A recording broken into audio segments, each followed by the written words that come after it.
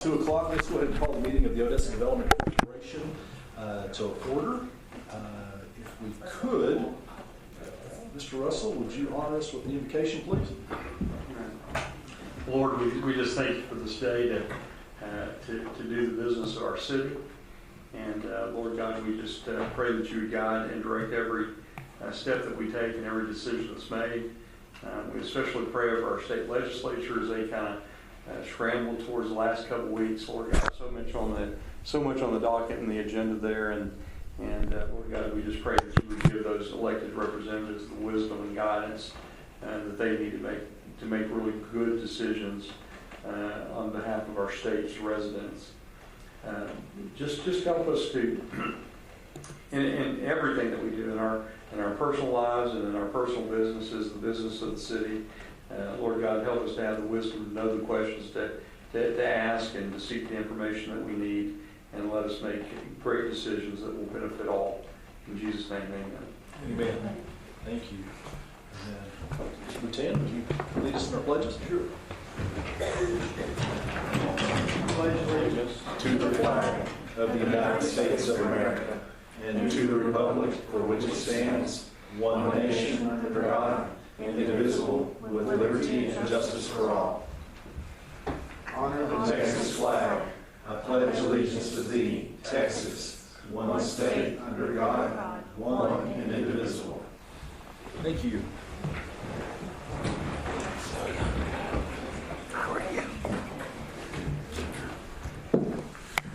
And I think everyone has had an opportunity to take a look at the minutes. Mr. Boutin, I think you had a change. Yeah, I sent out a copy of just one little change, changing a couple of words from lower than, equal to, or greater than. And my thoughts are, I understand how she was trying to write the minutes, but when I read it, it sounded like that our goal was to have values lower than what we intended them to be, which is not true.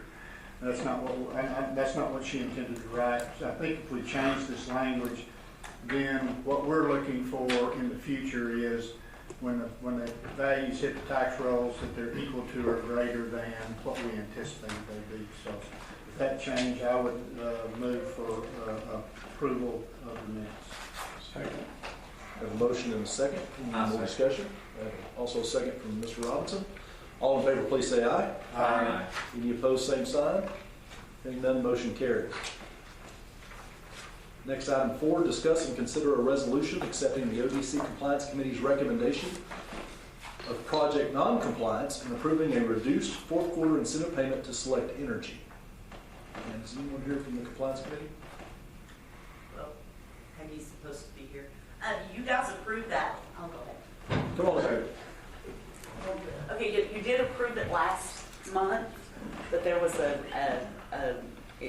amount was incorrect, and so that's all it is you're just, the amount's a little lower than what it should have been, what you Just a approved last mathematical month. error. Gotcha. That's So, all. And so do we know what that amount, the correct amount would be? I'm sorry, I don't have yes. it pulled up. Tina, It's in the resolution. Yeah, it's in the resolution. it's like 14. $699.36. Thank you. That's why this item's in the consent agenda. Yeah, it's because you already approved it. We're Oh, just I'm doing sorry. it to make a correction on the dollar Yeah. amount. Okay, That's all so it do we is. actually need a vote on this since we just approved it in consent agenda? Now, You want to you separate? gotta do a vote. Okay. First of all, any discussion? Okay, I would entertain a motion for approval. So moved.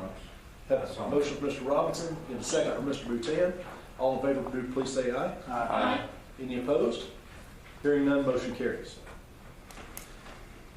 Now, any member of the public may address the ODC board regarding any of its agenda items before or during the consideration of any item. So if you'd like to speak, please just let me know. Let's go ahead and move into number 5, which is our contractors reports, economic development report. Mr. Mansky.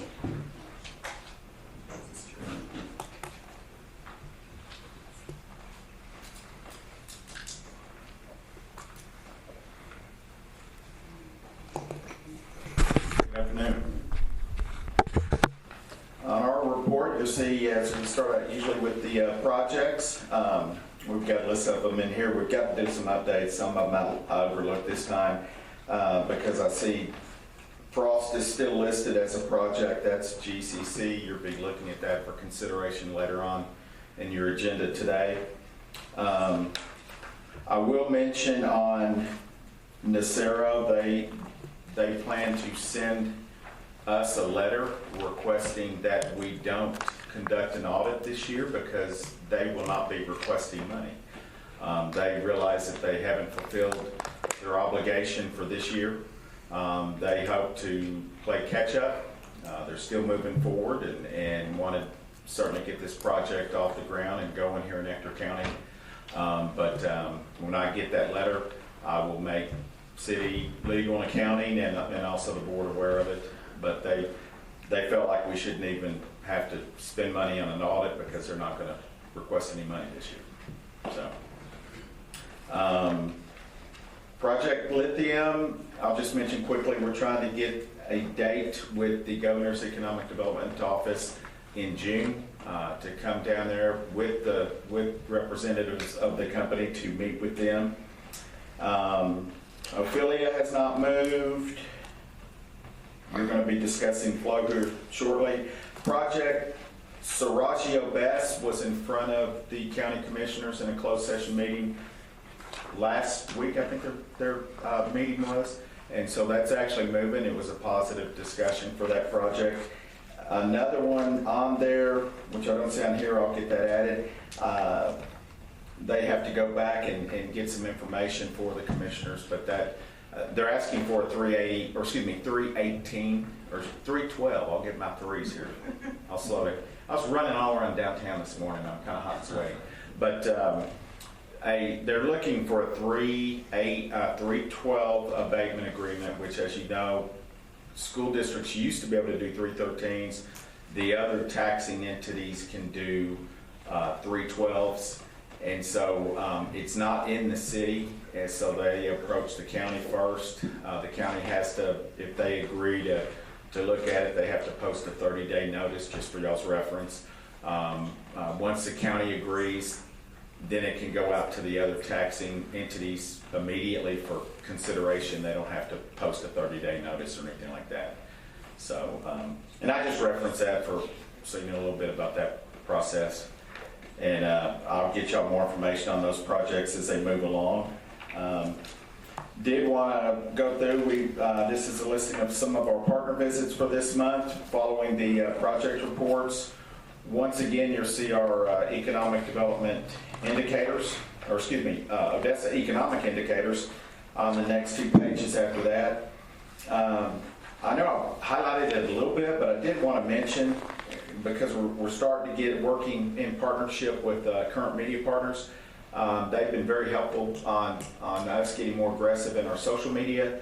And as you notice now, we're getting a lot of new followers actually every month, because this is a monthly total here. And if you look at Instagram, we got 40 new followers. So we keep pushing that. And it also enables us to push out programs with regards to we had a meeting yesterday on workforce, talking to Odessa College and Texas Workforce. And we're going to start pushing out some things on that to make people aware of programs that they can contact us about or contact those agencies also. And so we're going to be using that more. I know our advertising committee off the board has had a look at where the website's going and working with current media partners and Golden Shovel. I'm very pleased with what that looks like, and I know I'm taking a little bit of their glory away from them, but they'll be up here to discuss that in greater detail here in a minute. And then with that, I'm going kind of quick because I get to talk to you guys again here in a little bit, but I'll be happy to answer any questions you may have. Tom, one quick question. Can you feel a difference? I mean, you see this activity, so you're seeing the data that says you got increased activity. Can you feel that on a daily basis with regard to your workload, your interaction with different businesses and whatnot? Can you detect anything with regard to what you're seeing? I've seen an inquiry or two from people who have got on LinkedIn and asked me to or asked me to follow them, which I haven't before. But two things that occurred this month that I personally saw increased activity, at least from inquiries through LinkedIn. One was Select USA, which was a program I went to as part of Team Texas at the first of the month, and it's I had not been, Trace has been before, but I was very impressed with the program. It's not a lot of contacts, but it's very serious contacts. It's the U.S. Department of Commerce reaches out to companies across the globe outside of the U.S. that have made any kind of interest in expanding or establishing a new deal in the a new operation or what have you in the United States. And so I had 8 conversations that week while I was in Washington of at least 30 minutes or more. 2 of those conversations are continuing via email right now. One of them I've had a phone call with a gentleman in Mexico, and he's agreed to come up here to Odessa. So I thought it was really good, but there's a lot of LinkedIn exchanges as part of that. And so I was, 7 of the people I talked to immediately reached out to me on LinkedIn asking me to join their network. And so, there may be more of that activity than we realize, so we're going to certainly do what we can to utilize that. I'll be the first to admit, I haven't been great on that. I'm trying to get better. I'm not a big Facebook person. My wife reminds me every time I forget to wish somebody a happy birthday. But, I work to improve every day. But to some degree, this is also a transformation in the way that you're conducting business. Yeah. It's been happening, trending this way for some period of time, but us capitalizing on that is a transformation in the way that you conduct economic development business. Correct. That's what it sounds like. Definitely, you saw more chatter, I guess you could say. And the other item that increased it a lot, we had the film crew in here, Dion Cloud, and they're all over LinkedIn.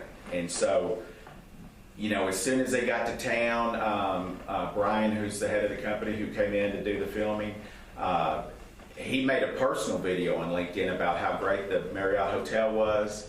He made a little joke about how we supplied the McLaren that sits outside the hotel. So if y'all saw that, no, we didn't. We didn't purchase that or give it to him for a day. But then he did another one. He was out at the airport, and Christy may expand on this later because she was part of the crew, and she did a great job because she spent two full days out there with them. So she worked with us to make sure they did the best job they could, and so they went to the airport, and they were able to get out on a runway as a Southwest Airlines flight went by. So this guy was out there with his camera on the runway, got a great shot. He commented somehow on LinkedIn he'd never had that opportunity before. Well, it went crazy after that. And so we got a lot of correspondence, a lot of chatter. On that one, a lot of it was actually economic developers because a lot of people have utilized Neon Cloud. But there were some other people who I'm trying to figure out what their business is that commented on it. So. Okay, thank you. I guess as a little bit of follow-up one, David, as you guys have been out, Tracy's been out visiting existing businesses and all, what's the overall mood and sentiment? Are the companies around here getting busy? Are they busy and getting busier? What's going on? Everybody seems to be getting busier. And their view of the economy is different depending on what they do. Bankers aren't happy. Certain manufacturers are very pleased. If there's one common trait against manufacturers that they have issues with, obviously it's workforce. And so,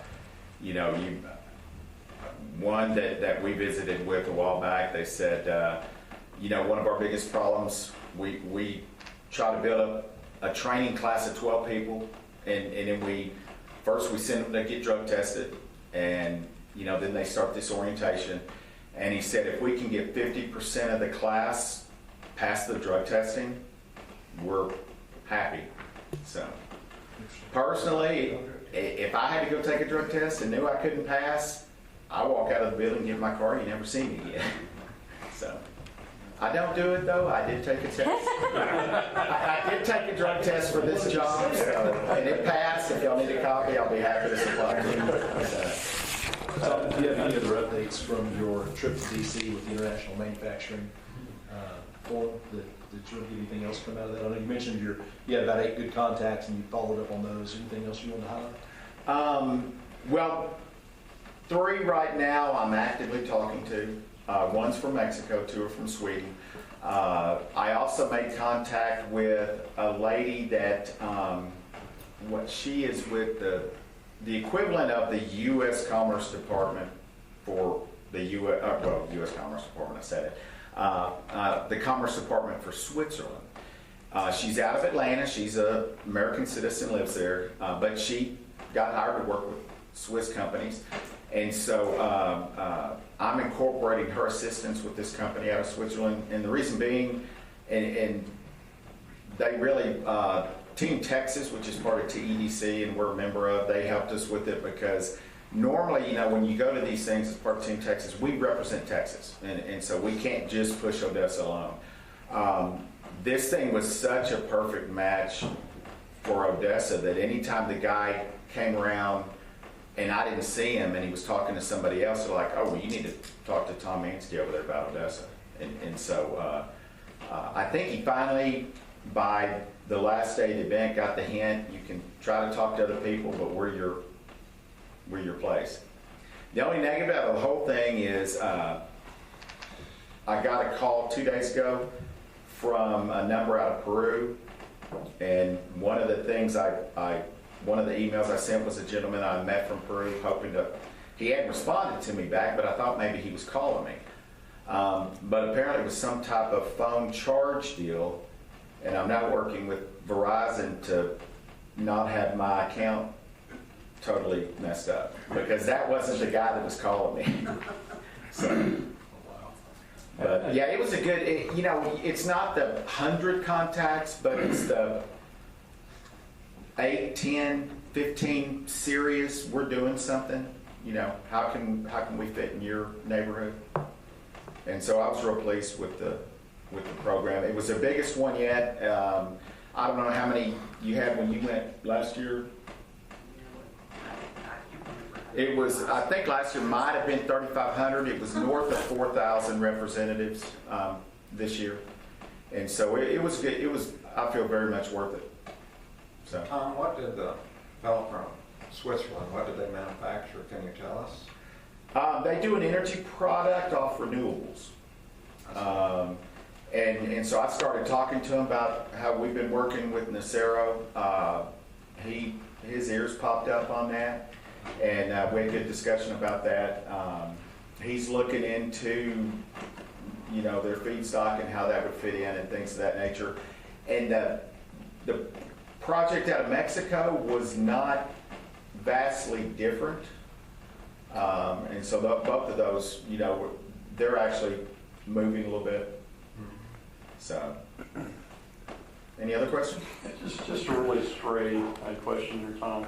I noticed down there in the kind of the activity, where I know we participate in the apartment, RV, information gathering, and all those things that various entities do.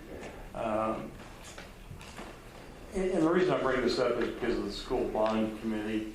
Been on that, and honestly, their demographic info was just awful. It was just, they hired a company to do it. It was just totally wrong on every front you can. But the big problem seems to be getting an accurate demographic picture of our county. It's easy with inside the city. It's really hard outside the city limits. We actually have one guy on our committee that spent, I think he said 23 hours, and he literally took satellite pictures and counted residences and buildings and stuff all over everything outside the city limits to try to get a more accurate view on it. But it seems to me like we have a real problem, and this has been one of getting a good demographic picture of our community. And I wonder sometimes how that impacts us. Probably doesn't impact us as much on the industrial stuff and all, but I know some of the things that the city does on trying to attract retail and things like that. Have we ever looked at trying to get everybody together across the entities of school, everybody that's relying on demographic info, and seeing if we can't do a better job?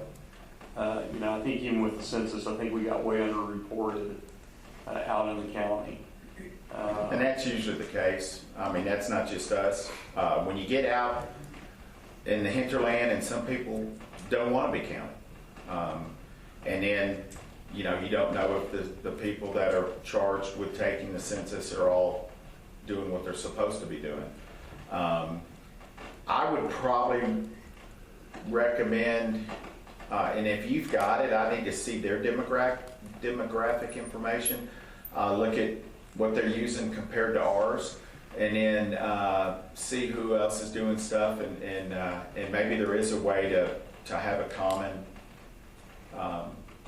common viewpoint of what's here.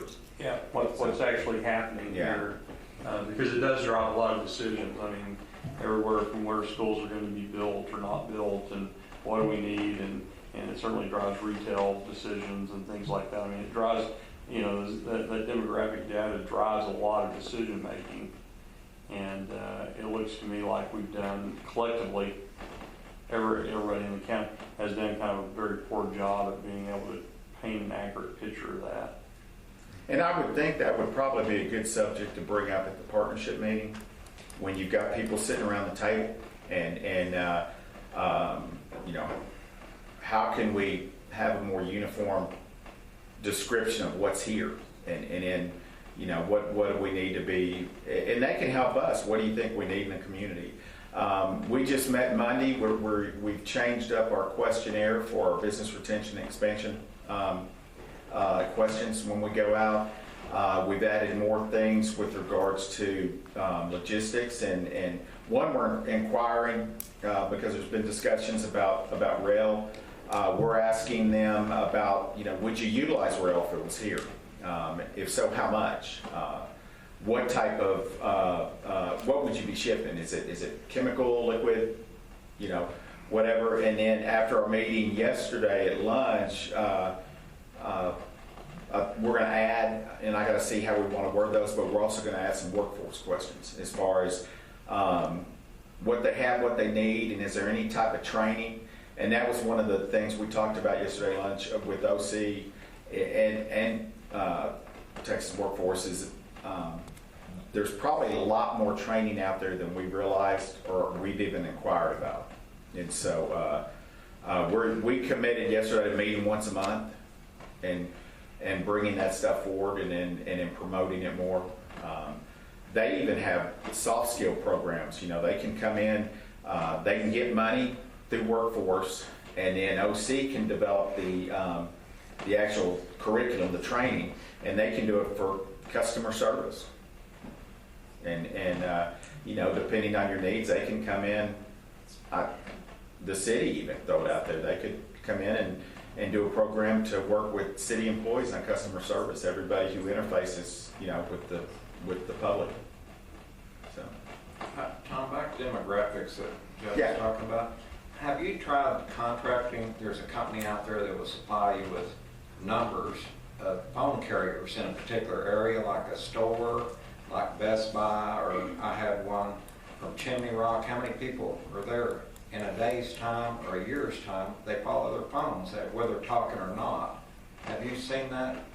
we actually had a 30-minute demo with a company last week called Placer IR. Is that correct? Placer. AI Placer. And I'm still considering it. Had a little sticker shock. They actually, all their data comes from mobile phone. Yes.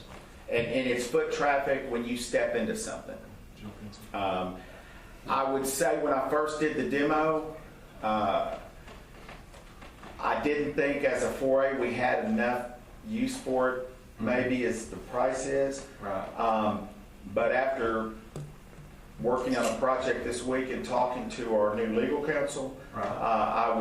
I would tell you that there's a little more interest. Yeah. The person showed it to me was B. They weren't. so they were different than ours, but they use it, so.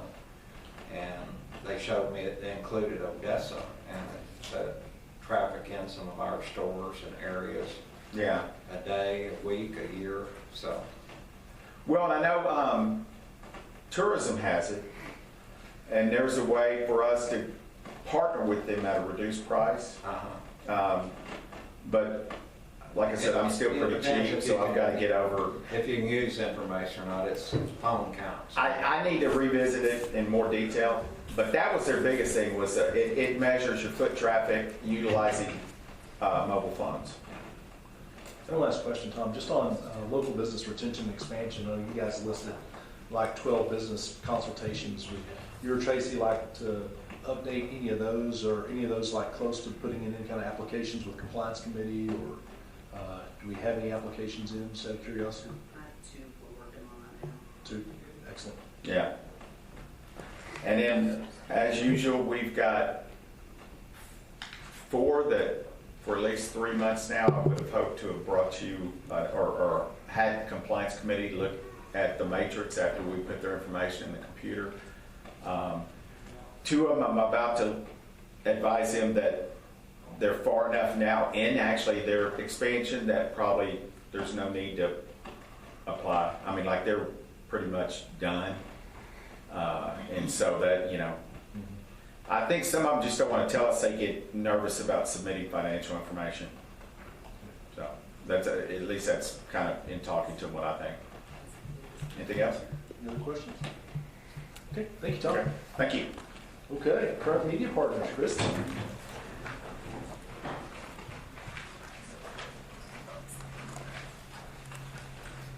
Good afternoon.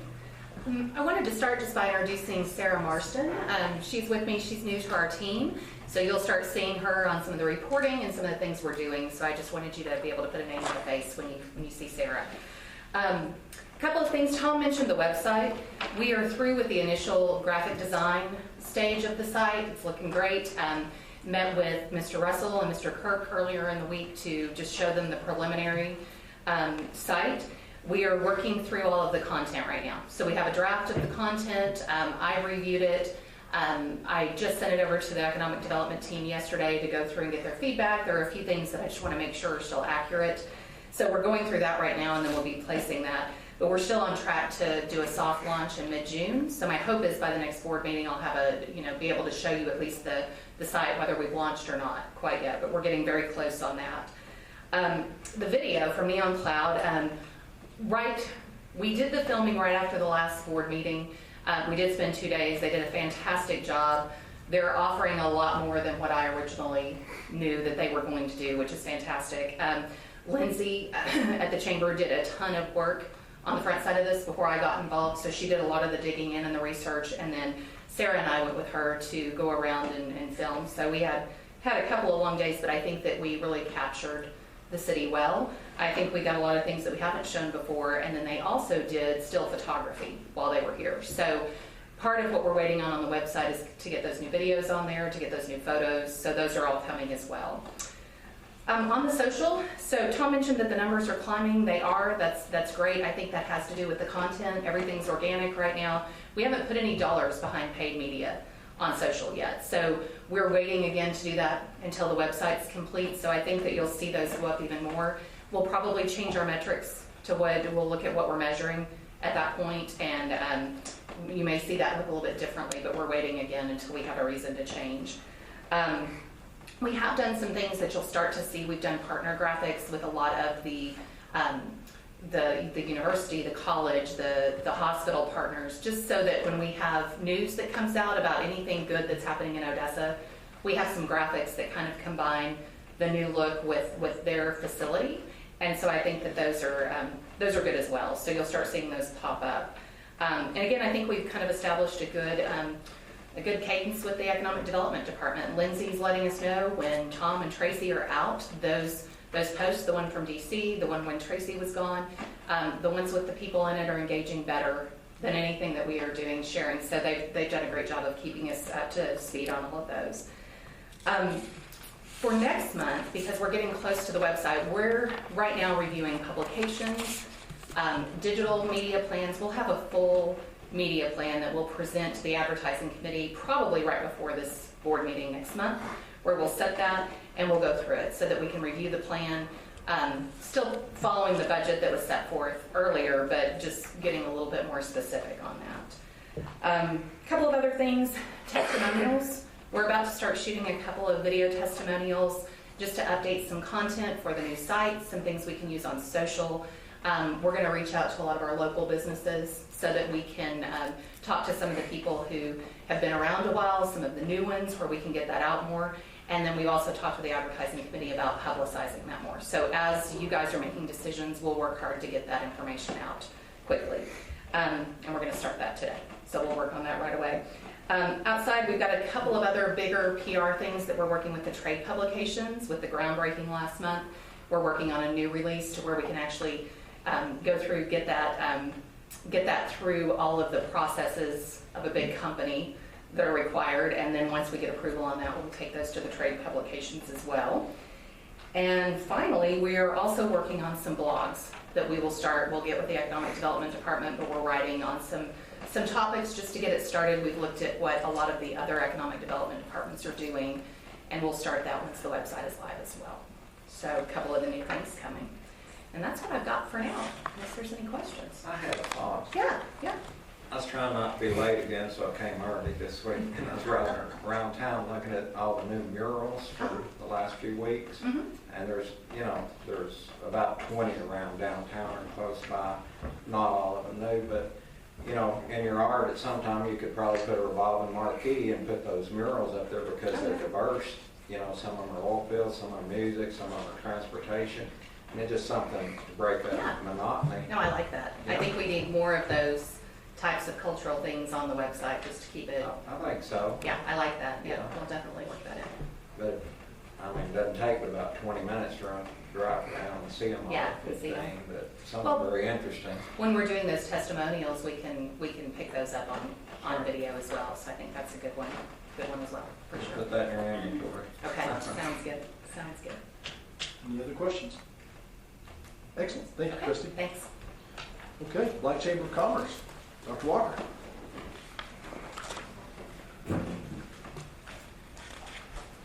Good evening to everybody, Mr. Chairman. We're going to give you a report, just on a smaller scale. We're glad to say once again our numbers are starting to increase thanks to Miss Yanni Jones, who has taken it upon herself to oversee our social media. Thank God. Took that away from me. And so our Instagram, we're in the process of also starting a LinkedIn. I told them TikTok is off the books. We want no parts of that. But our website, our Facebook, all of our social media, and that's pretty much the wave of the future. You have to, and I don't mind saying I'm old school, and they're dragging me with them. So they're bringing me on board and they're educating me with. So that's a good thing. So I'm glad that I have some people that are real knowledgeable with that help me. We were able to bring in some entrepreneurs. We sat down with 4 different individuals to the process that we are helping them, and we touched kind of on this at the last meeting. They're falling in the cracks, and I'm running out of verbiage to really kind of tell them. They wanted to start a business, but how do we get them financing? And we've kind of been trying to beat that dead horse, but we counseled them. We told them that they're going to need a business proposal. They will have to go through the SBDC. They will have to, so they're willing to go through the process to get this done. But the thing is, once they get to where they are completed this process, where do they go from here? How do we get them on the tax roll? How do we get them in a building? How do we get them started? How do they bring those 1 and 2 jobs, that they're taxpayer as well, instead of, them falling through the cracks and we have no way to get them going. So that's just something to ponder. The restaurateur, as a matter of fact, he is one of the gentlemen that has gone through the process. We're going to do something a little different. We're going to have him to bet on himself.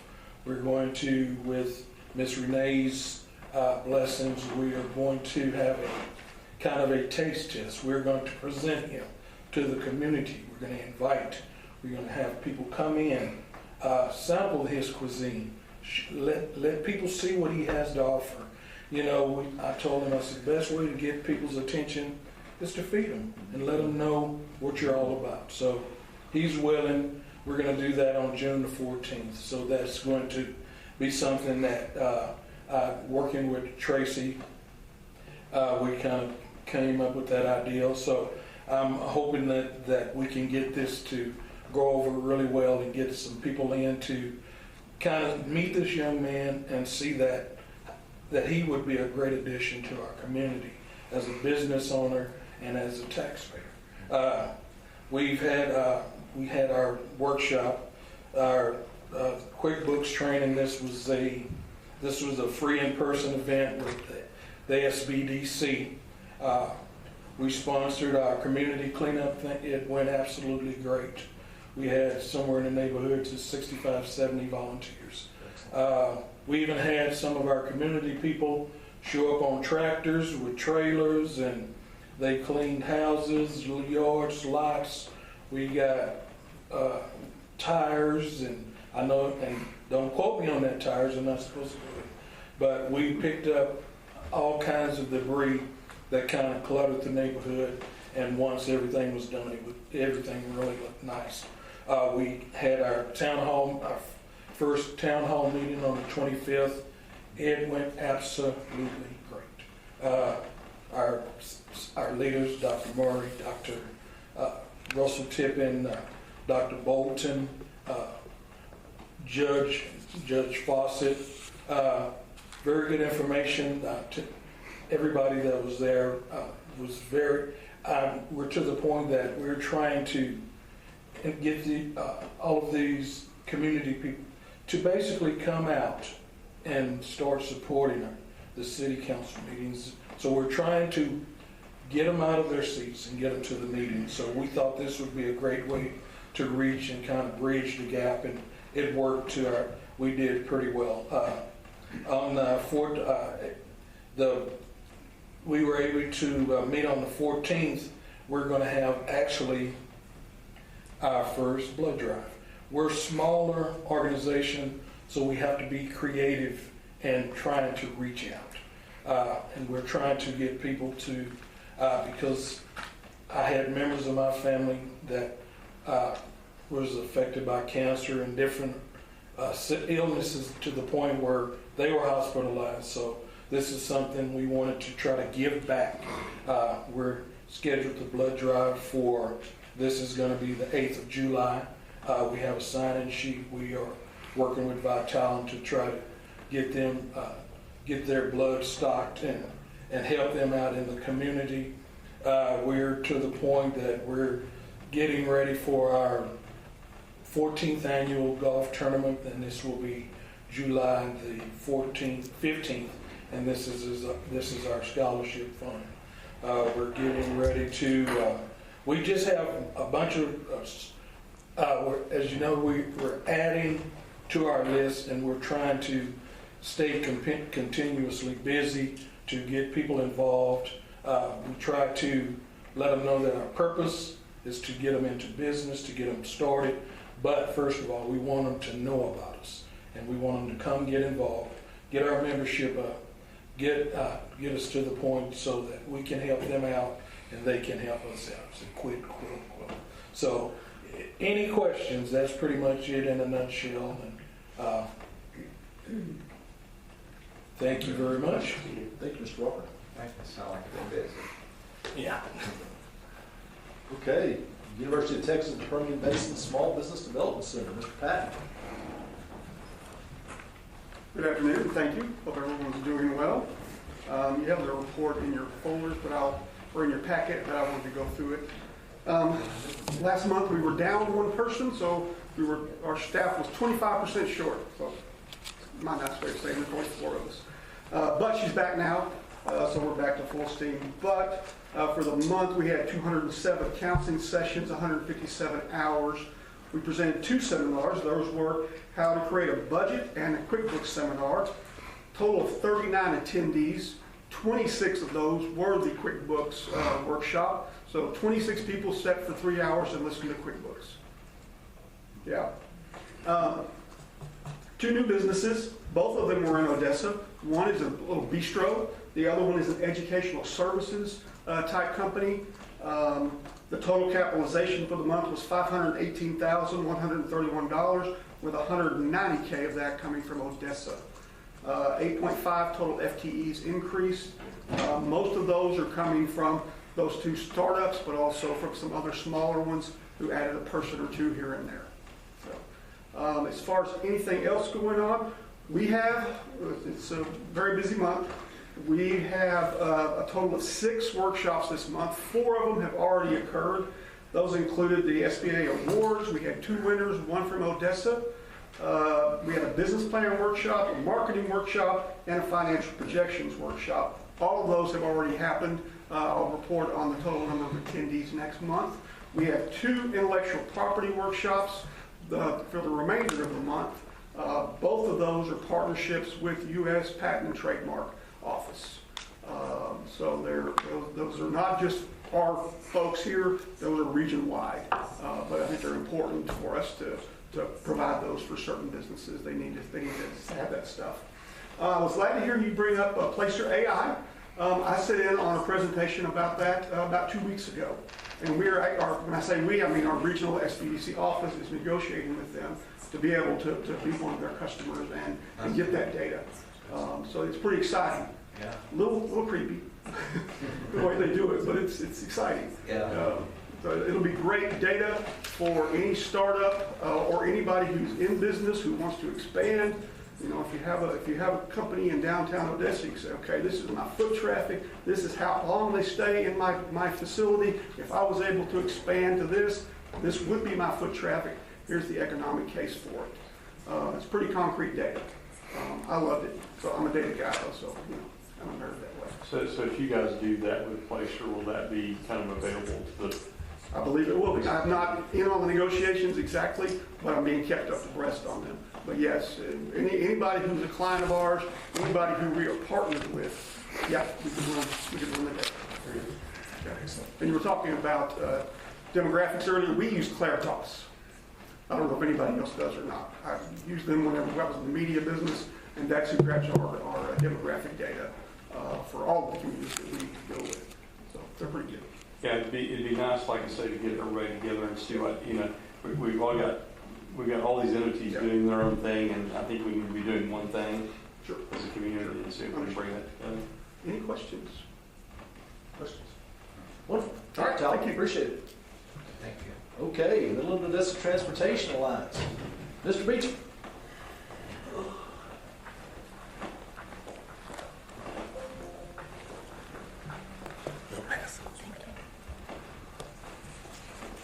All right.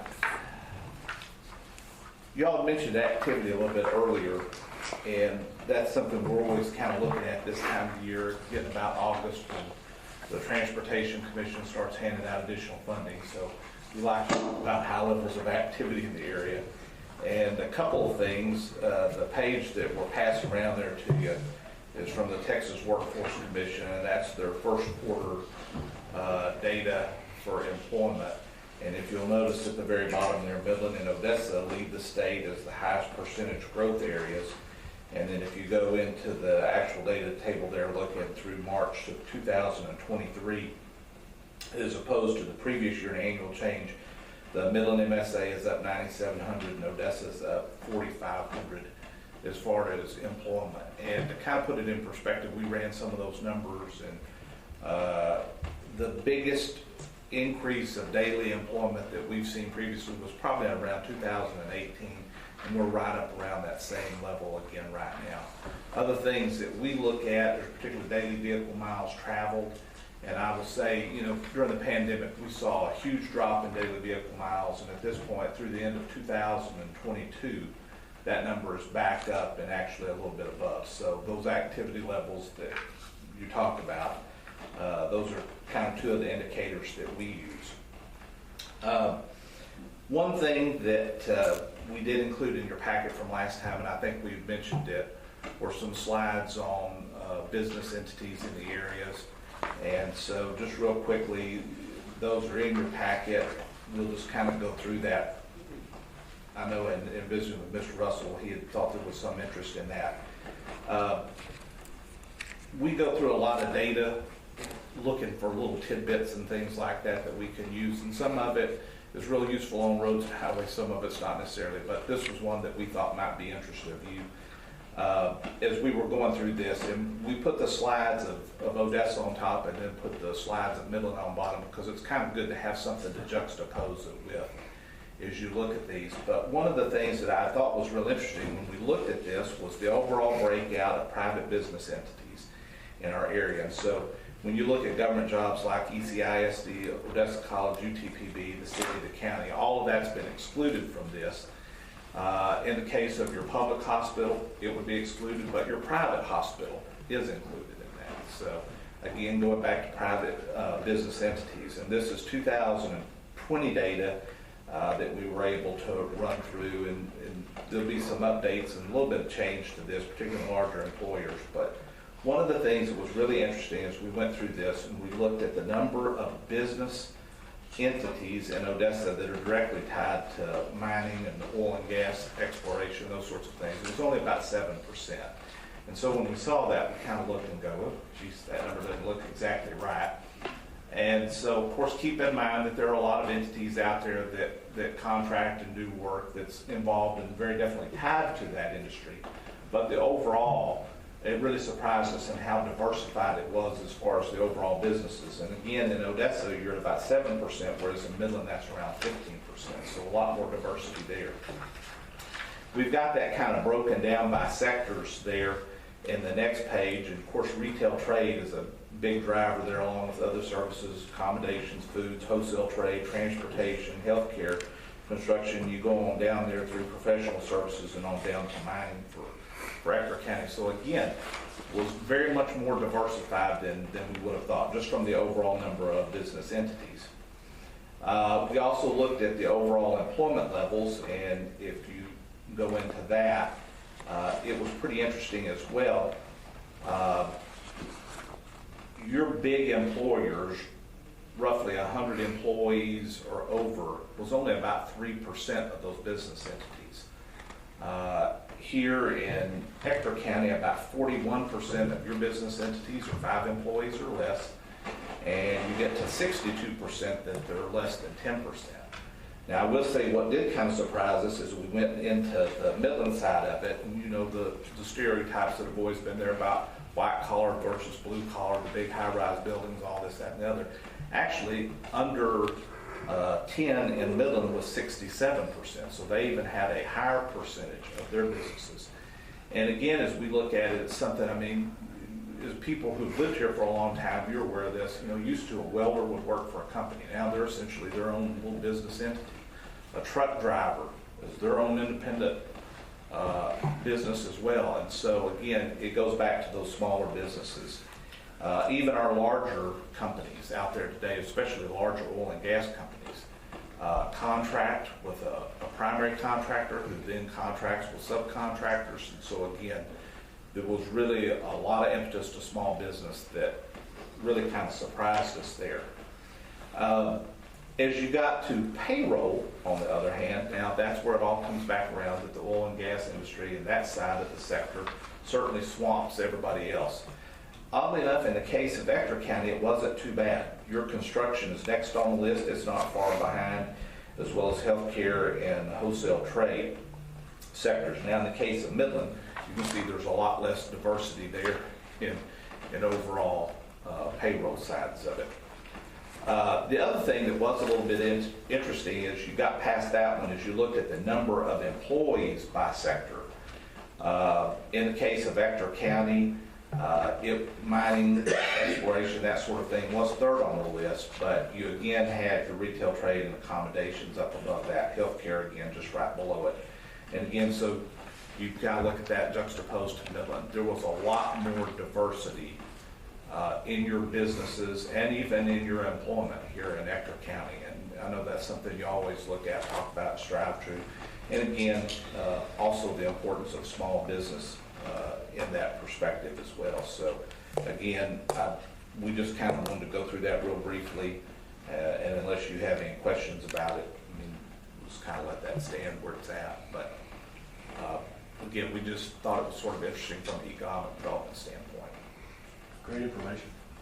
You know, you shared a statistic with me yesterday I thought was interesting as we were talking about some work that's going on I-20. And I'd have you touch on that you said, I think, that... Well, now, if I say anything about I-20 yesterday, I just want to, for the record, to note that my mother didn't have anything to do with tearing up those 2 overpasses, despite some of the Facebook comments that we have received on that. She didn't know anything about that project, so...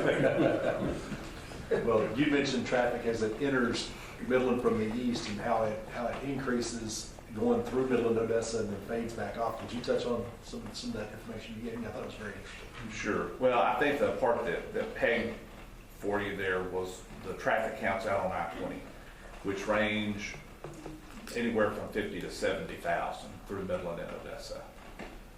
They're very, very high there. You have a higher traffic counts on both sides. Of course, it goes down significantly outside the Midland and Odessa area. But you're still looking at 20 to 30,000 cars on either side then going on out. And really that stretches from about Big Spring back over to Pecos. There is a map that's the 2021 Texas congestion map. And what I will tell you is the only red outside of the I-35 corridor or the eastern side of the state going into Houston is in Midland and Odessa, and it's on the interstate, which is part of the reason looking at the 6 lanes as opposed to the 2. But the other only significant congestion point is entirely along the I-20 corridor, and it's an orange line instead of the red line, but goes all the way, again, from Pecos back over to Big Spring, coming through our area. Roughly, on what we know as far as through traffic, like looking at El Paso to Dallas, there's probably somewhere between 7,000 and 8,000 trucks a day that go through here that are completely through traffic. So most of that, again, is locally generated within that area. So it's a huge impact there. But 70,000 vehicles a day between Odessa and Midland. That just numbers flew my mind. The other primary congestion points that I think you'll see, well, Loop 250, and Loop 250 has some counts that are up there around that 70,000 range. The other big one is 191. And I say 191, of course, that continues in here to Odessa's 42nd Street, and that's got a whole host of issues there, but they're projecting massive growth on 191 probably over the next 10 years.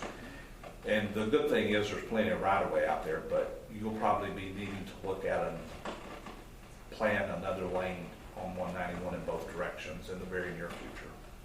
Interesting. Thank you, James. Any questions for Mr. Beecham? Well, thank you, sir. Thank you. Okay, city administrative support. And I believe Seth got voluntold for today. I've been voluntold for a while, so. Yes, sir. Good afternoon, everybody. How's everybody doing? Good. So if y'all can see I'm going to present the March financial highlights. So at the end of March, total assets we're sitting at $71,330,350. Total revenues for March were $1,840,715, and actual to date revenues are $8,856,276. Total expenditures for the month were $400,423, and total expenditures year to date are $3,691,851. If y'all want to go to the notes page, page 4 of the financial report, a little bit more further broken down information there. We had sales tax receipts for the month of $1,242,674. We had a miscellaneous income item. This is a refund from the chamber for their contracted services of $304,188. Under B there, changes in fair value and interest. Under our government pools, we had 217,666. Under CDs and CDARS, we had 3,846. Savings and money markets was 11,643. And our accrued interest for our municipal bonds was 17,398. There was no accrued interest received or purchased under C. And our changes in fair value, we had a gain of 43,300. And as you can see there, our expenditures are 400,423 for the month of March.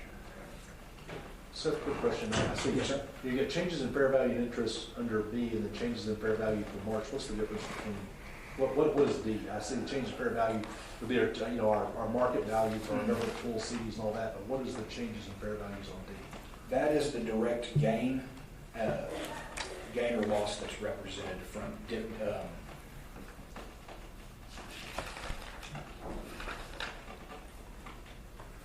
make sure I got my words straight in my head here.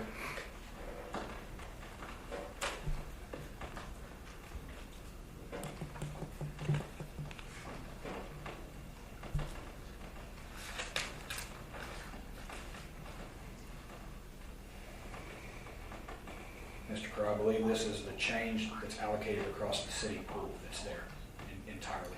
I can get back to you on that for sure, what that exactly is. That'd be great.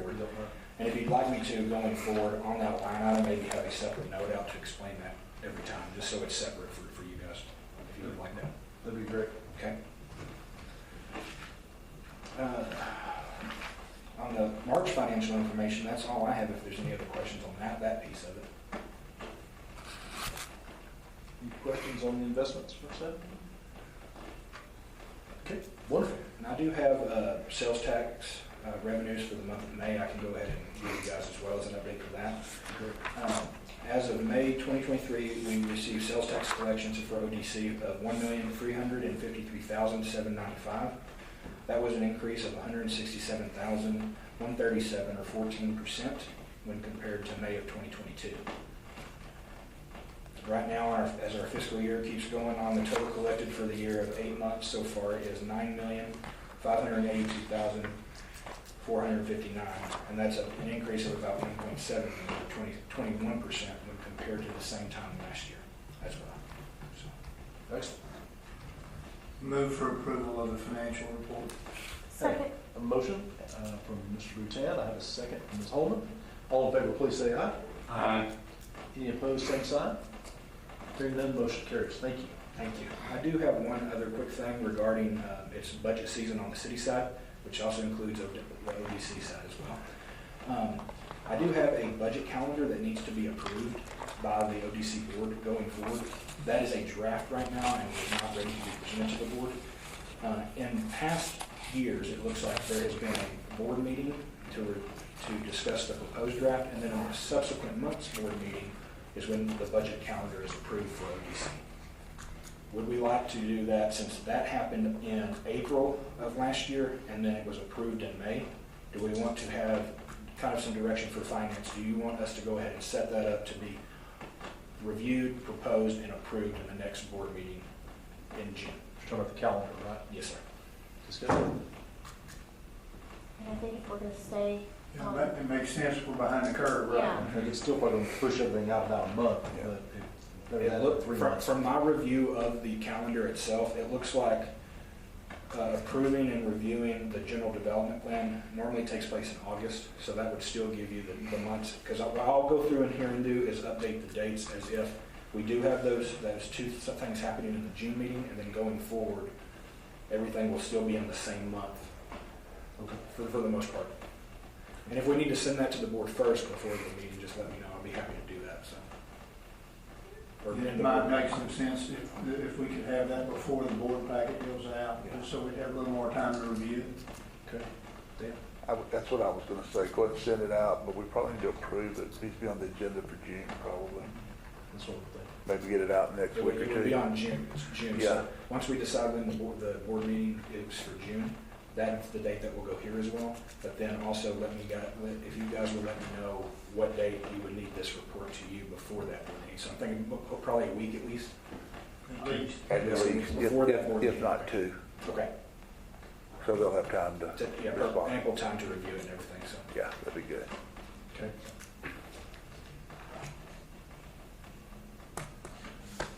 Okay, any Questions sir? on that? Okay. Thank you all, appreciate it. Okay, item 6, ODC committee and officers reports. Partnership did not meet. Tracy, or do we need to get something on the calendar? Probably do need something on that. We're gonna do it. I think we're trying to move that back to quarterly, correct? Yeah. So, Be good to have something in June then.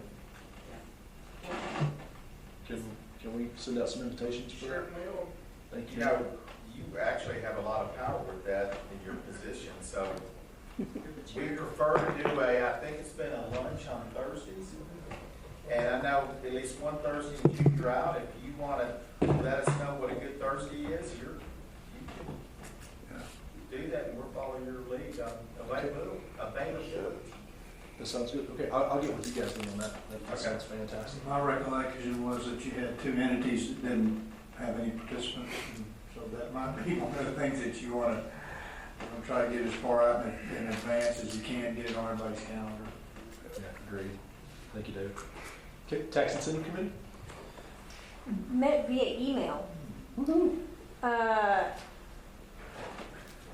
Tracy, weren't you the one who emailed that out? Yeah, met via email. Did you get much participation? Yes, so actually, we got, I think, more participation via email than we did in Okay. public.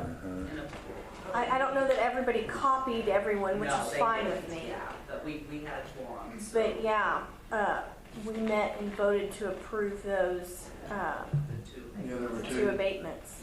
There weren't any issues with either one of the abatements. No non-compliance. So they were approved. Excellent. Okay, and then we got the little update on the advertising committee. Did you want to touch on that, Jeff, anything? No, we did, as Christy said, we met, she walked us through the new website design. It's looking really sharp. Lots of new features, lots of new things going on there. So a lot of work has been done, a lot of work left to do. But they seem to be making good progress on that, so that's proceeding apace. Excellent. Downtown Odessa Grants Design Review Board, Robinson? I've talked to Downtown Odessa once, there wasn't anything pending at the time, maybe 2 possibles, but, so really not anything. Okay. I know compliance has some stuff for us, and we're blessed to have Ms. Dean in the audience, which we'll bring her up here in a couple of minutes. So give me just a second, we'll have you come up. No, I keep wanting to stand up. That's okay, we like to have you stand up. But I will let her update us if that's okay when we get down to a couple of these items. Legal Services Committee? I think we're done. Yeah, I don't know that there's any need I would for, take this off the agenda. I think so too. I know we have Jeff Moore in place, and he's been a wonderful asset, I think. Wouldn't you agree, Dan? I do. And looking forward to working with him in the future. Yeah. So that's fantastic. Any other comments on committees and officer reports at this time? Okay, let's move on to item 7, discuss and consider a resolution approving the agreement with GCC. And Dan, I'm going to let you touch on that first, if that's okay, while I'm pulling it up. GCC? Yes, sir. So we have everything here, the contract, I think y'all been able to review the contract. It is essentially ready to go, if y'all have any questions about it. I had asked that we add one change, which was in there. And we've added that on page 6. Yes, sir. The new language is 0.7. 0.7, yes. And I think we've redlined it and sent it to everyone, so if there's any discussion, we're good with that. I think we have sent it to GCC. That was my next question. Does GCC seen it? Do you have any comments back? None yet, but I think Tracy has sent it to him, I believe. And I'm assuming, Or Tom sent it to him. I'm assuming this is applicable only to personal property, because typically the capital investment goes on there as market value. That's the appraised value is, what is it worth on that day? So this is value of capital investment, but I would think it would be the personal property capital investment. No, and let me explain. So the thought behind this is when you have companies like GCC come in, and the majority of the grant we give them is based on their capital investment in the city and in the county. And one of the things I've suggested we change, and Jeff will agree with that, is we may change that to taxable investment, because the whole point of that is to go back to the Ector County Appraisal District, so that these companies are paying money back into property taxes, back into the system, back into the county, to help us further future development. As well as that takes a lot of the burden off of our residential property tax holders when they do what they're supposed to. And if I may add, Jeff Moore agreed with this, because his idea, as well as yours, was that to hold them accountable so they didn't depreciate so far that, it's basically working against us. Yeah, but when you get to real property, my understanding is that the values that are on the tax rolls are appraised values. Correct. They're not, depreciation doesn't have anything to do with it. I mean, they may argue that, a portion of the building may not be worth as much or something like that, but it's based on market value. So I think the use of depreciation in here doesn't make sense to me. Well, let me explain that. You depreciate the equipment, the capital equipment, that, I understand that. Right, and so one of the reasons I put the wording in there for depreciated, any depreciated values of the Ector County Appraisal District will be deemed as just and fair by the ODC. Because we don't want to get involved in setting values. That's the appraisal district's job. And as long as the appraisal district agrees, if on whether it be plant, property, equipment, land, anything, and I see your point. Whatever the appraisal district sets it as, we're good with that. Yeah, we just don't want the company dictating to the appraisal district or to us based on a grant. Yeah, I get it. What the values are. If a business wants to challenge the appraised value, they have the right to do that. And they have the right to challenge the appraised value of land, buildings, or equipment. Yeah, but I think the use of depreciation here doesn't make sense to me. I mean, we're talking apples and oranges, I think. I mean, if we were talking about just personal property, then I get it. But if we're talking about real property, then it's not applicable. You might want to put some language in there that says that they can't challenge the appraised value below, what the expectation was or something like that. But to me, this doesn't read right. It doesn't match up with I don't think it matches up with the reality of what you're trying to accomplish. I understand. Because you have there are different circumstances with regard to personal property and real property. I understand company agrees to a preset depreciation schedule for the ad valorem tax value of this equipment, which maybe we need to make equipment a defined term. Mm-hmm. But when we get to any depreciated values of the Ector County Appraisal District, do we mean any appraised values Yes. by the district instead of depreciated values? Correct. So here's the rub, I guess, is because it talks based mostly on the taxable property value of capital investment. Well, there's two types of capital investment. There's personal property and there's real property. And I think you just need to distinguish between, because they're handled in two different ways. And I agree with what you're trying to accomplish. I just don't think this does it exactly. So we need to be talking, it sounds like we need to be talking a lot more in terms of taxable value, because that's what we're interested in. Yes. And we don't care how we get there. Correct. Just so long we've got the taxable value there. Right. So is there some wording, Dan, that we could you know, for me, it's just that, you know, whatever we base our grant on. And sometimes it's on equipment like this, sometimes it's on land, sometimes it's on buildings.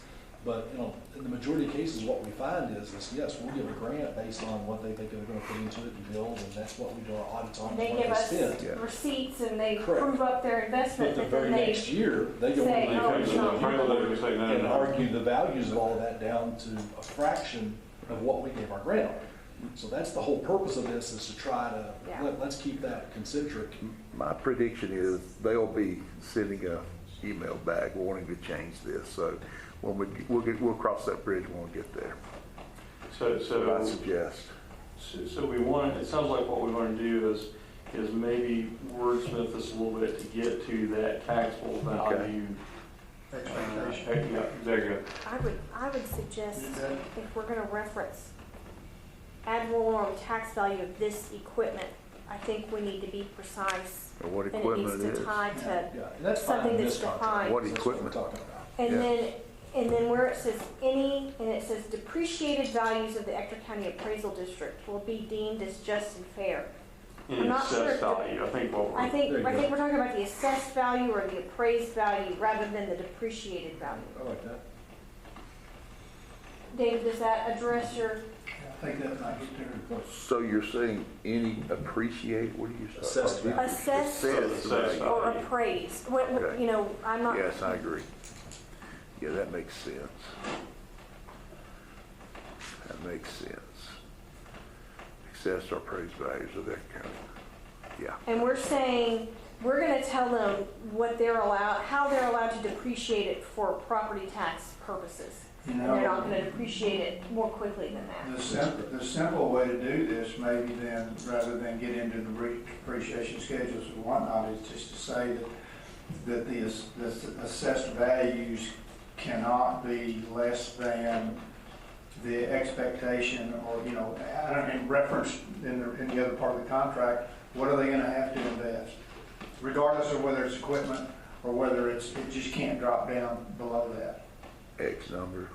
Well, I mean, in reality, that equipment's gonna depreciate each year, you know, Well, just for and use. And I'm IRS okay with drives that. the depreciation rules that most companies use. I would be thrilled. However, well, I mean, with equipment, you can depreciate it very quickly, and we don't want that.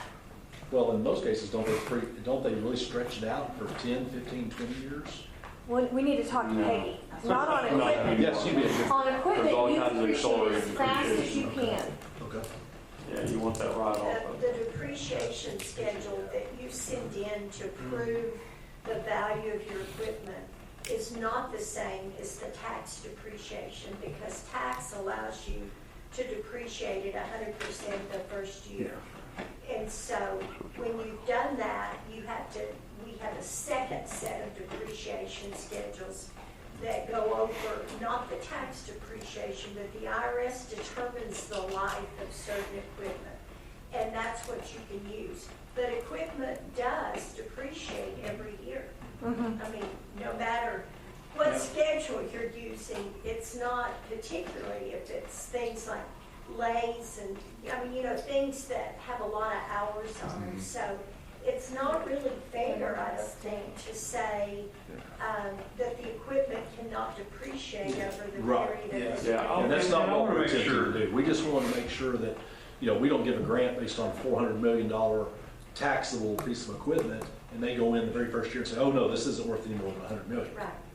which is essentially what normally happens. And I want to make sure that we kind of stay away from IRS tax language. Right. And we focus on property tax language, because I don't care what they do on their books for the IRS, they can depreciate all, you know, that makes us know, never mind, what we're after is the tax base.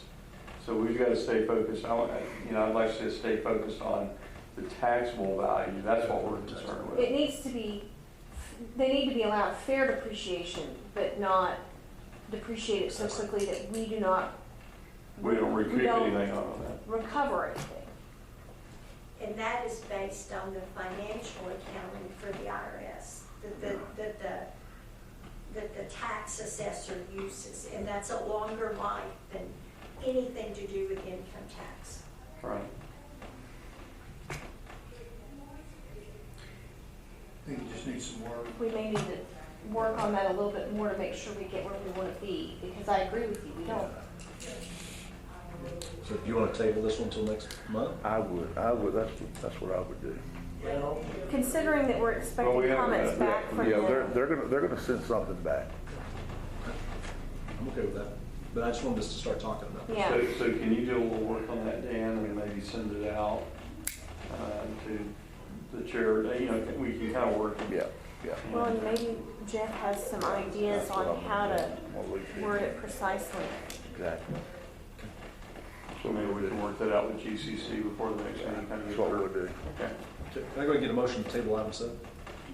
So move. Have a motion from Ms. Holman, second. Second. Second from Mr. Russell. All in favor, please say aye. Aye. Any opposed? Hearing none, motion carries. Item number 8, discuss and consider a resolution approving a red line agreement with Border States Industries. So I spoke to Stephen Whale today, and he has some things that he really wants to add in here. And one of the things is that he basically wants, upon the completion of the full investment, he wants the payment of 1/2 of the total grant to be paid, the full investment payment. My note on the side of here says not advisable, and I told him I didn't figure y'all were going to go for this. And but he's in Utah, so he had a call he had to take at 1:30 their time or our time. But anyway, I told him that was probably not the thing that we were willing to do, but that I would speak to him after the fact, after y'all decided whatever you wanted to do. Refresh us on the grant and you know, what it's covering and over what period of time? Oh, let's see, it is, I'm not for sure about the Company agrees to retain 26 full-time equivalent jobs, and then it is, they're supposed to be having 7 full-time jobs in the first year. And so, but the problem with Border State is they seem to, I don't know, they never seem to really have their, I mean, well. Well, I know we scaled our projected job growth several times, haven't we? Just the one. We have. Just the one time they went, Just just did this, and, okay. Well, if he wants the grant funds paid after 2 years, I would not be in favor of that, because we want them to maintain the investment in payroll and whatever for 5 years at minimum. That's our practice. I mean, that's, I think that's a our non-starter. practice is for these to be spread out over 5 years. Yeah. We're looking for a total grant of $970,660 over 5 years. Over 5 years. And they are looking at a $400 million construction of a 30,000 square foot facility. But I am in 100% agreement with you guys on that. I think our agreement needs to stay like it is. Yeah. Absent some really compelling reason. Did we vote to, because I don't remember, did we vote for that to be 20% a year? Yeah, I believe it is, yeah. So what would possess him to want to throw this in here, I don't know. I don't either. He just wants the money faster. He's not going to get much money faster, though, because, you know, at the end of the second year, you're at the 40% mark. Yeah. It's going to take already a 30,000 square foot facility anyway. Yeah, and when I spoke to him earlier, Tracy, I called him, and it was like he was disengaged. Like, I've got a phone call coming up at 12:30 here, and I'm in Utah, and I'm like, okay, so here we are. I'm sorry. No worries. You know, like I say, I thought because of the downing that time we did. Yeah, with the COVID and all that, yeah, no worries. I did not realize that was just a COVID thing. So No. I thought he was going to be able to be on a No worries. call with you guys. No, I wish they would have sent someone here, you know, Yeah. but he was like he was disengaged, like, Well, I had already told him he wasn't You going know. to get that. yeah. I told him the same thing. You know, they don't know if they don't ask, Yeah, right? that's right. Well, based on that, I would make the motion that we deny this red line agreement and just refer back to the original agreement. Were there any of their changes that were acceptable to us? What is this change of where they send the request? Is that our change? No, ours is the Yeah, red, that was. Okay, yeah. and then theirs is There's the the blue. blue, okay.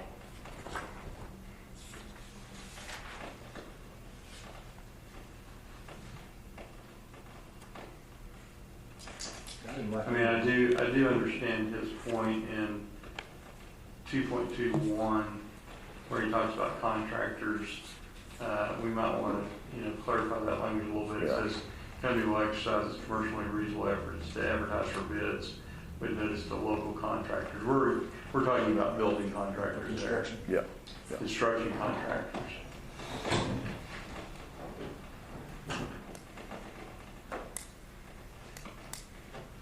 But do we have a motion on the table, Chairman, did you make a motion? I did. I mean, is there any more discussion? I mean, I can amend my I just motion. wanted to look Sure. through to see if there were if there was any, I mean, I don't know that there's, Other than 3.1, I didn't see anything that really stood out. can we enter into the type of confidentiality agreement that he asked for in 4.1? Looks like he's also changed kind of the effective date to, because we've got within 18 months of the effective date of the agreement, and I think he's wanting to push it out to 18 months within the effective date of construction. Is that right? Or after construction? Yeah, that's my understanding. I mean, because we could only do confidentiality up to the point where it comes to the board, and then it Yeah. comes. I mean, we never have, I don't believe. I don't think we could, could we? Once it comes to the board. I mean, I know that we want him to redact some of the personally identifiable information that is shared. We don't want to look at his employee social security numbers, dates of birth, no. anything like that. But, yeah, I guess I'll second Chris's motion to, Reject the Kick it back. the blue line part. Is that what? and tell him that if he wants to have a conversation about what he's generally looking for or something, but that we certainly can't agree to the 50% after 2 years. Your intent, That's not, your motion is to reject what he's recommending, what he's asking for. Yes, that's correct. Is that right? I don't see anything that we I didn't see- necessarily accept. I mean, a couple of the other things he put in were more questions than changes.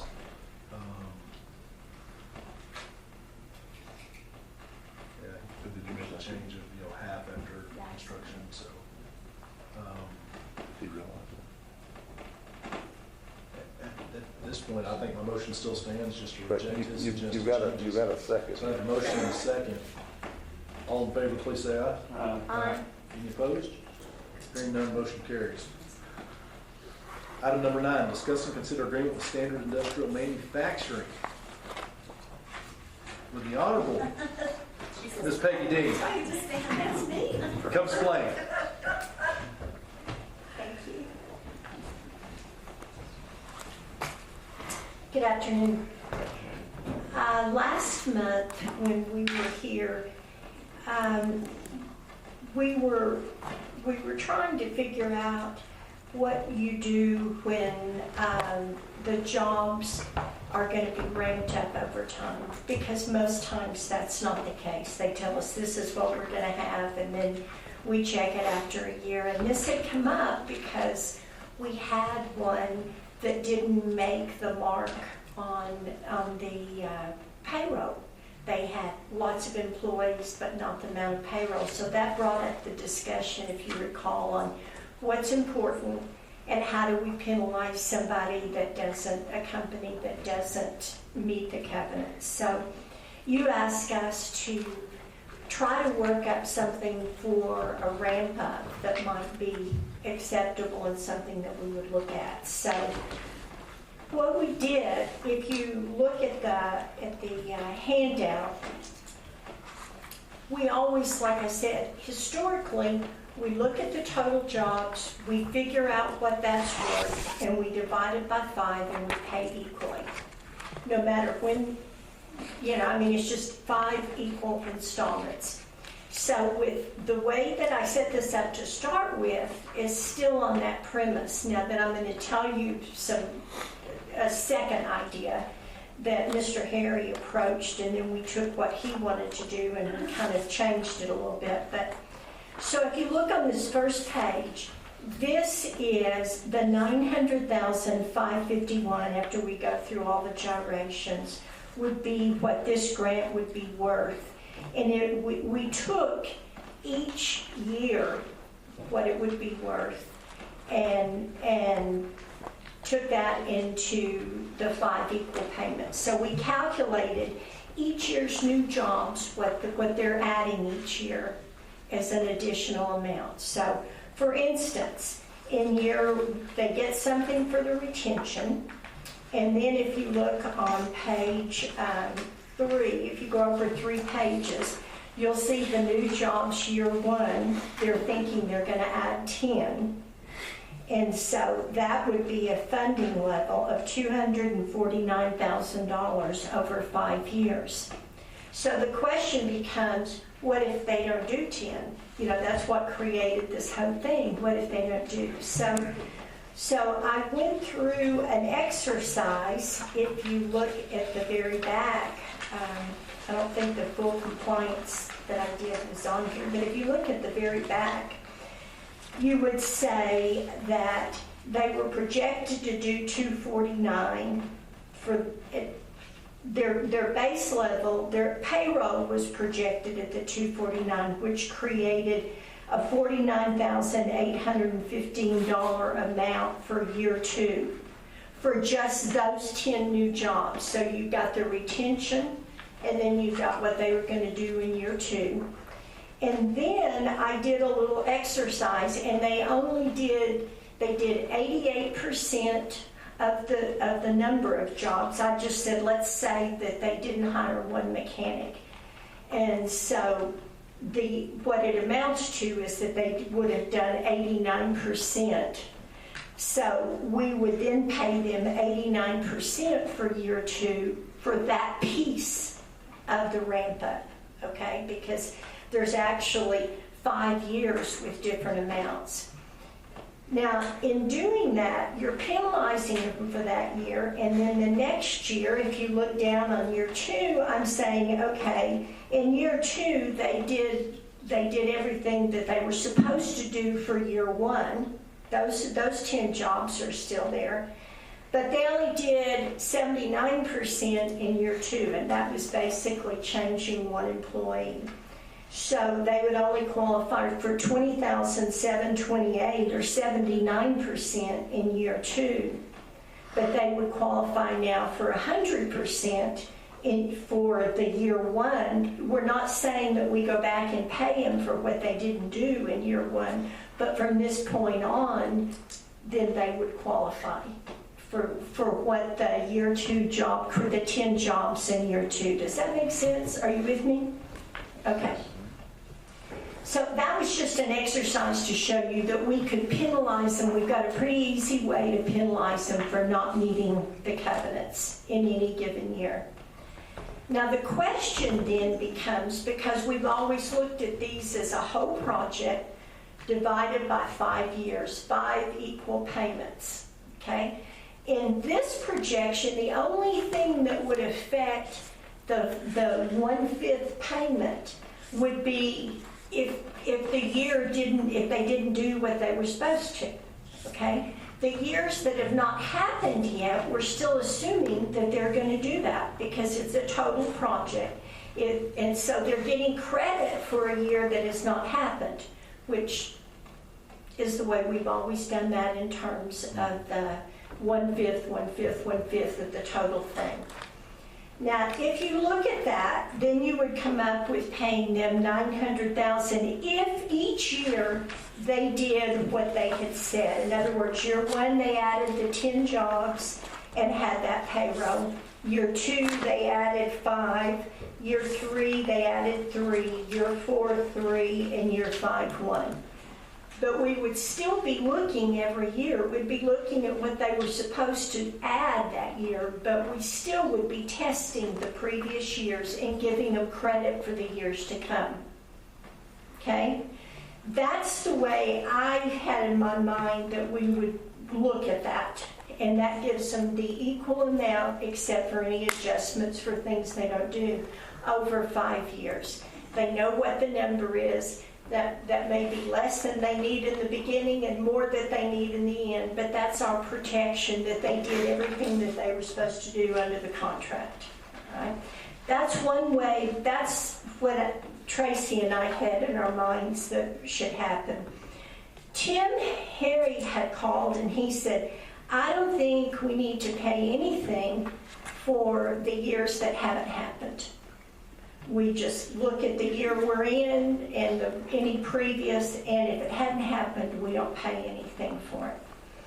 So he had done a calculation, and I think you agreed that your calculation wasn't right. Yeah, I think my original calculation was a lot lower than the 900,000. Right. But it was the way it basically, if you only got credit for 1/5 of the amount in the year that it happened. So what we did then is we took Tim's theory and we went back and said, okay, assuming they do everything, okay, so year one, they have the retention and they would have the 49,000 for the jobs that were added.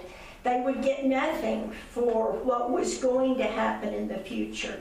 So their amount then would be $107,629 in year one. At the end of year two, then you would add what they were going to do. You guys don't have that. I'm telling you in theory how it would work because I wanted you to know basically the difference in the way the money's paid out. We're talking about the same amount of money. We're talking about whether we want to pay it out equally or if we want to pay it out.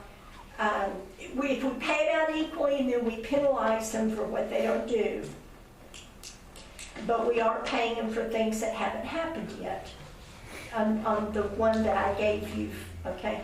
On this one, in year three, the $96,000 that is over here on this other matrix that I gave you for the jobs added in year three, instead of that being paid out over 5 years, it would be paid out a third in year 3, 4, and 5.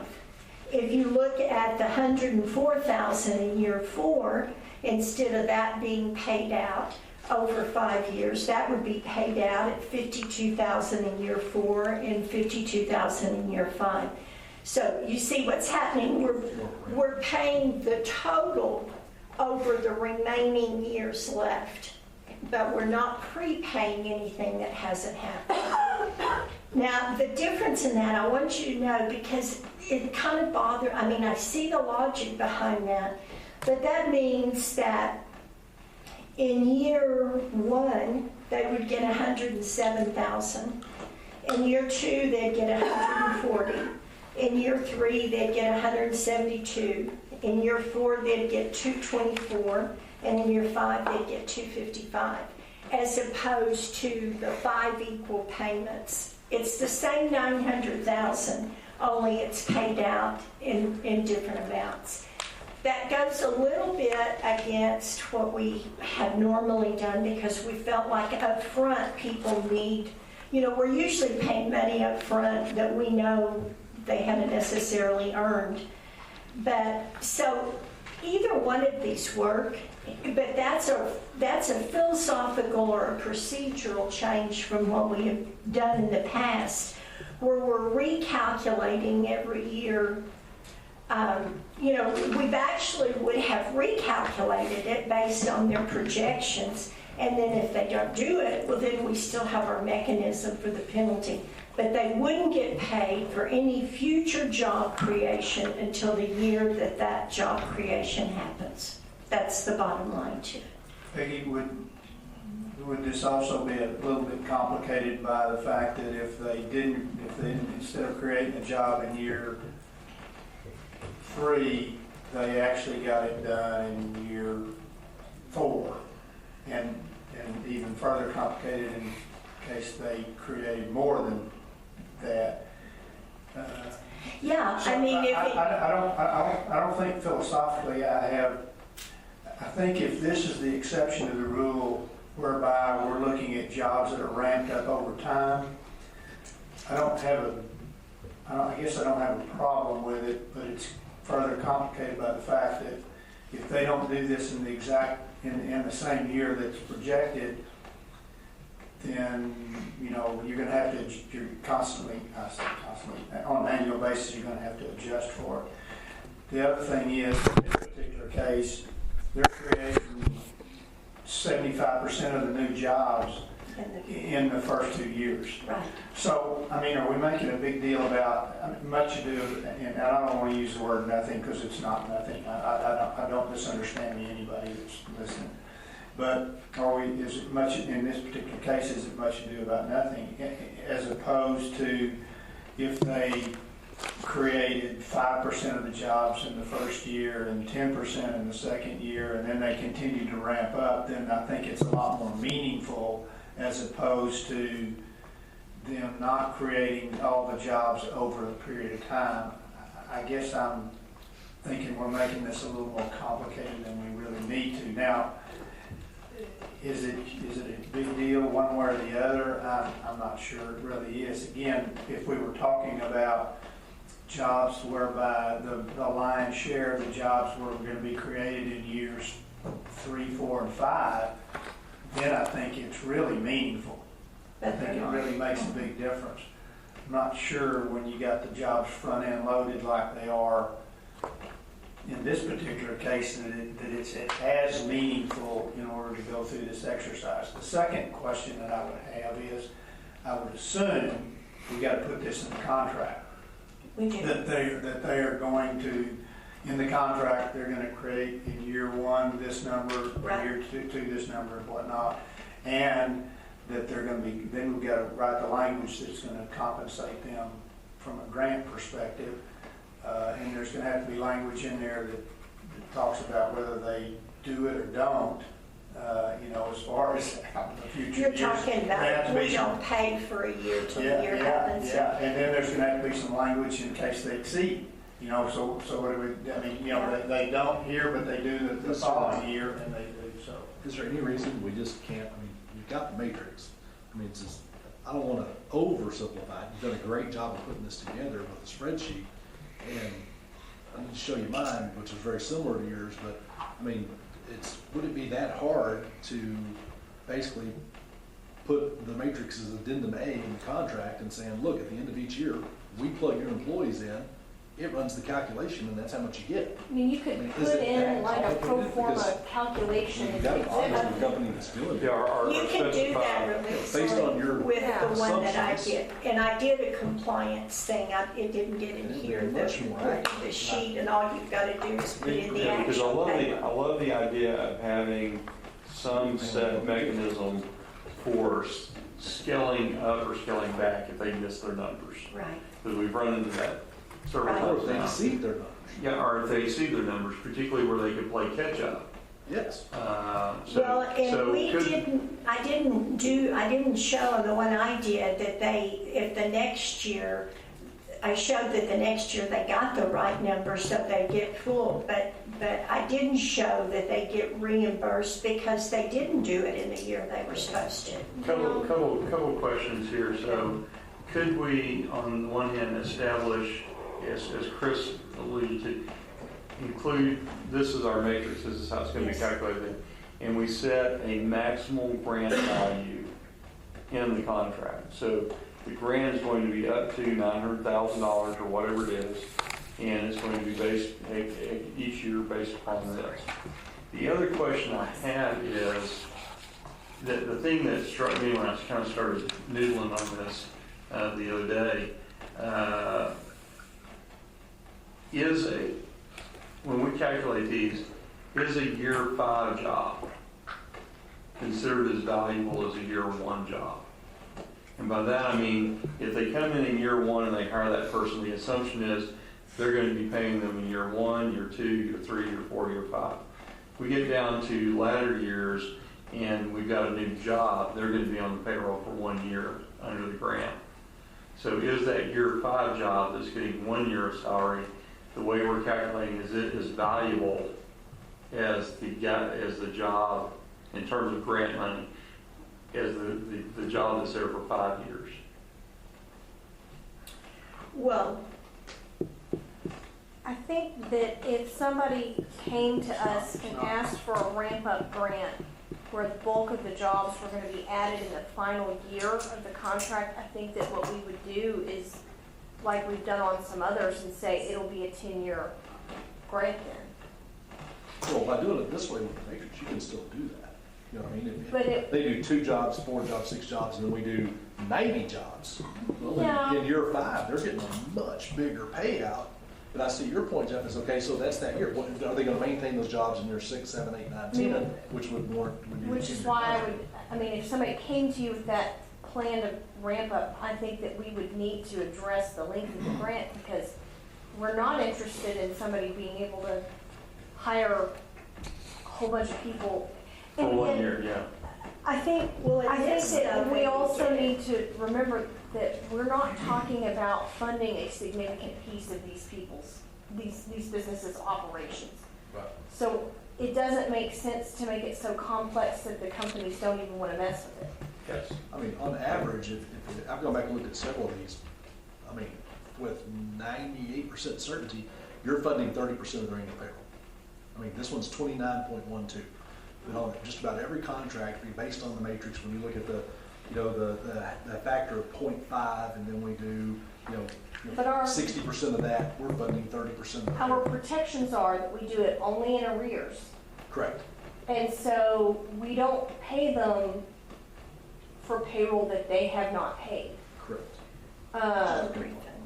And so I think there's value in this exercise. I think we need to come up with something that gives us comfort without complicating it to the point where it's no longer a viable. Yeah, I'd agree with that. I think the other thing is that we're gonna have to do this on a case-by-case basis anyway, because there is a major difference between creating, 20-some-odd jobs, and 75% of them are created in year 1 and 2, as opposed to 20 jobs and 75% are created in year 4 and 5. I agree. It's completely different. well, I think that using this works for this one, and it does give us a model, and the compliance on it, just like you said, I developed a compliance sheet for it, and all we have to do, because this really deals with, you said you were going to have this many employees at the end of this year, and you have this many. And if there's any difference, what's the percentage difference?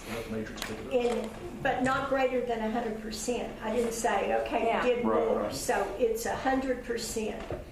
And then you said you were going to have this much payroll, and you had this, so as a percentage. And in this example I did, it was like, with one payroll, with one less mechanic in year 1, then it made them have 88% of the number of employees and 90% of the payroll. So I just averaged those two for 89%. That's real simple. I think that's perfect.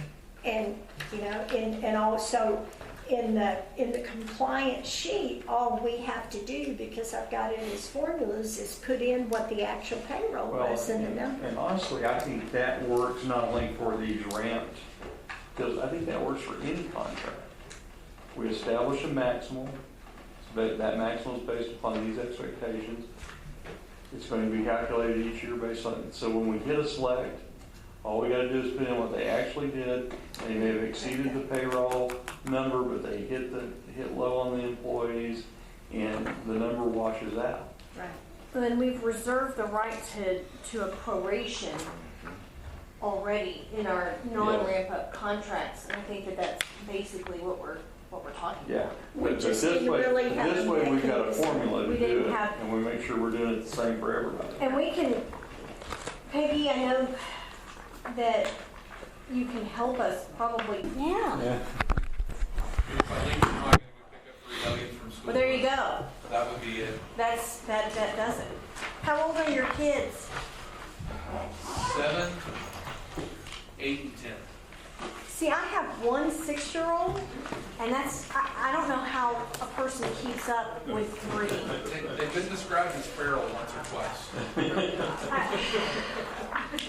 Okay, it's now 4:43, and I will entertain a motion to come out of executive session and reconvene into regular session. I have a motion by Mr. Boutin, Second. second by Ms. Holman. All in favor, please say aye. Aye. Any opposed? Hearing none, motion carries. At this time, just like to let everybody know, we didn't take any action. We just received some information in executive session, so there was no action taken in executive session. Which brings us to item 15. This is an open session. Do we have any citizens' comments on any non-agenda items? I just wanted to, because I didn't do a good job of communicating this with the board, all of our contractors know it. But when you have a question on the agenda, or there's something you don't see in there that you want an answer to, our staff is doing the agenda now, and we're doing the packets. And we communicated that more directly with all the people that fill the packets for us, because they got to supply us the information. But I know Larry had a question today, and it hit me. I thought, I don't think I've really communicated to the board that there was a change early in the year, and we've been doing the agenda since then and putting the whole package together. So just so you know, if you have something, you don't have to call City Hall, you can call us. Awesome, thank you. Sure. Okay, item 16, upcoming dates for future ODC meetings. I wanted to ask, how set are you guys on June the 8th? Because would y'all have a problem? We were talking about pushing this back a week to the 15th. If you bring cake, it's my birthday. Is 15th your birthday? The 8th, June the 8th. Oh, that's all right. That's why I'm probably going to be out of town. I can't make the 8th, and I don't know whether I have anything on the 15th. I will not be here the 8th. I won't be here either. I won't be here the 8th either. You're gone. Okay, so it's not like anybody's got a problem with pushing back on the 8th. No. We may still bring a cupcake or something for Larry's birthday on the 15th. Yeah, bribe them. So, How about doing the 7th? I won't be here the 7th. All right, so we need to, I'll just check my calendar and then I'll email you about the following week. Tentatively, is it okay for us just to push back to the 15th? Okay. Yes, later than that in June, I won't work. Okay, so it's 15th, okay? I'm the same way. Later in June. My June is gnarly. Our city attorney asked for a motion. Make a motion to move the next scheduled meeting to June the 15th I'll at 2 second. p.m. Okay, have a motion and a second. All in favor, please say aye. Aye. Any opposed? Motion carries. Thank you. Brings us to item 17. Can I get a motion for adjournment? Seeing there is no more. Are you not business. gonna talk about the sales tax workshop? On July 13th? Oh, man. Sales tax workshop tentatively scheduled for Thursday, July 13th. I don't even know what that is. That's the That's regular Is meeting that, day? Yeah. is Jeff coming to do that? Yes. Is that in lieu of our meeting? I made Jeff aware of it. Yeah. Because how that's usually handled, and that's how Jeff told me. Carlton kind of puts that Yeah, together, and I got the date from him, and then he invites people to participate with him, and he usually invites Jeff. It's on the parade. Is this going to be like prior to the meeting, and roll into our meeting at 2? What's the? I bet you this is probably 3 or 4 hours by itself. It is. I would say it's at least 4 hours. It's a So will this be seminar. like that Could morning? it take adjourn the for lunch, place of our meeting? meeting, or Well, I would. we'll have budget business, I We'll have guess. to do Yeah. financial business. I would think morning, because I see you guys how you perform in the afternoons. Yeah. And you could maybe even, and this is just an idea, you could do either a brief meeting and adjourn into the workshop, or if there's additional business, you may say that the potential exists to have a second meeting in July, 2 weeks after that. Oh, God. But you How about probably we'll want gather more information on what they're thinking, and we can talk Well, about I know they said let's try that. they're usually 4 to 6 hours.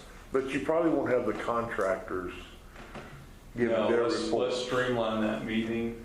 Yeah. We could have a short meeting beforehand, real streamlined, max it at an hour, then roll into that, is what I would suggest. Yeah, just to have a skeleton, just do exactly only what we have to do. We can do that. Because we're looking at apparently last time what we did, and I think it's beneficial to some of our neighbors. There's so many small communities that can't afford to go to Austin or Dallas and then pay the fee that TEDC charges. Yeah. So we may look at inviting some of those for a nominal fee, and then they may come in the night before and stay at a hotel. So I recommend, and I'll check with Carlton, if we could make it work where it's 8 and then break maybe by 2, if you have a regular meeting, an abbreviated meeting.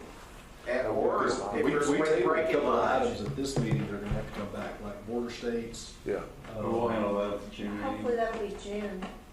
Oh, that's what we're Not abbreviating July. in July meeting. I'm sorry. Thank you. I- I'm just trying to cover so my bases. This seminar is good because you talk in depth about the rules for 4A. I think we should invite compliance. I think we should invite. Oh, Dan and I've talked, and I know before that, there's a ton of people that touch economic development in City Hall that need, that it's really required every 2 years. Yeah, it is. And so there's a, city council needs to be invited. Yes, And I'm wanting them to come. they should. Yeah. We'll Because I was post at it, the last set 'em one, out and there. it was more than 2 years ago. Yeah. But there was COVID. And you know what? It's actually pretty informative. Some of it's actually eye-opening. It is. Oh, you can do that, or you can't do that. Yeah. Okay. Can you get it set where I get CLE credit for it? I mean, I can type up a certificate.